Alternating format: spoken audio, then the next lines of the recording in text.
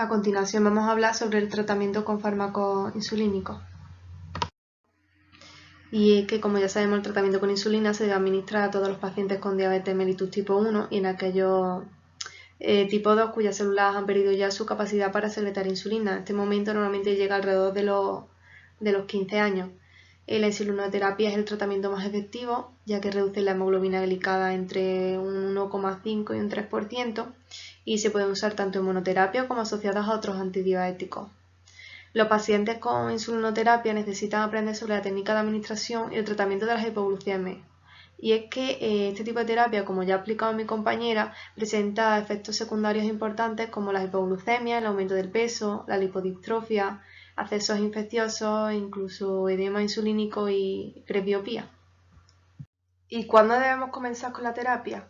Pues cuando el paciente se encuentra en tratamiento con 3 o más fármacos antidiabéticos orales agonistas de la GLP-1 con una glicada mayor de 7,5, cuando está con 2 o más fármacos antidiabéticos orales agonistas de la GLP-1 y la glicada está fuera de objetivo con una diferencia del 0,7%, o cuando se encuentra con 1 o más fármacos y una glicada fuera de objetivo con una diferencia mayor del 1% sin justificación. En cuanto a las indicaciones de insulinoterapia, existe una insulinización definitiva cuando existe contraindicación permanente a los antidiabéticos orales o cuando hay un control glucémico deficiente con ellos.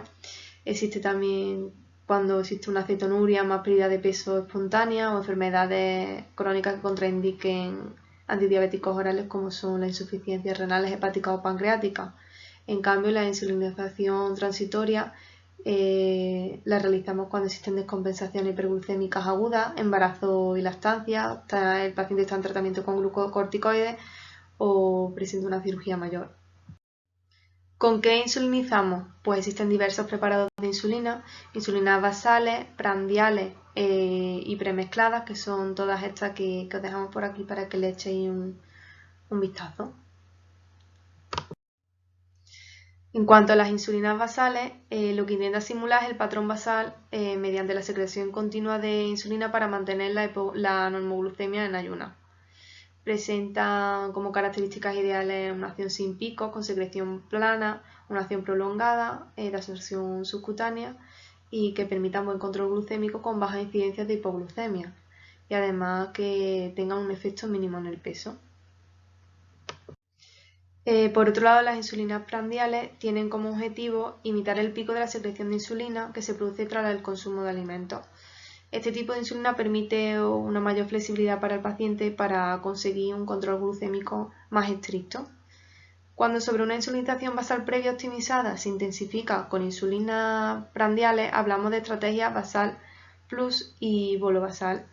Cuando se añade una primera dosis de insulina antes de la comida, hablamos de pauta basal plus, y si aún así el control es insuficiente, añadimos una dosis adicional en el resto de las comidas, lo que llamamos pauta basal bolo. La dosis inicial en la insulina es de 4 unidades. ¿Cómo insulinizamos? Pues el total de insulina segregada en pacientes no diabéticos es de unas 40 a 60 unidades. Así que la dosis habitual de inicio de insulina en los diabéticos tipo 2 es de 0,2 a 0,5 unidades por kilo día. Durante la pubertad estas necesidades suelen aumentar y si presenta una pauta avanzada, el 40-50% de la dosis total correspondería a insulina basal y un 50-60% a insulina rápida. En cuanto al inicio y ajuste del tratamiento con insulina, empezaríamos con una insulina de acción intermedia al acostarse, o también podría ser prolongada al acostarse o por la mañana, con una dosis de unas 10 unidades o 0,2 por kilo. El ajuste sería aumentando de 2 en 2 unidades cada 3 días hasta que la glucosa basal en ayunas esté comprimida entre 70 y 130. Si esta glucosa es mayor a 180, habría que 4 unidades cada 3 días. En caso de hipoglucemia o glucosa en ayunas menor de 70, habría que reducir la dosis nocturna en 4 unidades o un 10% si en cambio es mayor a 60. Aquí dejamos un gráfico con la insulinoterapia. Así que, resumiendo cómo iniciamos, pues continuamos con los antidiabéticos orales, al menos con la metformina, y se comienza con la dosis baja de insulina basal en la cena, 10 unidades o 0,1 unidad kilo en los no obesos. Para optimizar debemos ajustar la dosis porque iniciamos con dosis inferiores a las que el paciente necesita. Así que ajustamos en función de los autocontroles de glucemia capilar que éste se haga. Dejamos aquí una tablita con los factores a valorar según la insulina que tengamos pensado ponerle al paciente, que valora la voluntad del paciente, la destreza o la capacidad que tiene para ponerse la insulina, el estilo de vida que lleva y el patrón glucémico.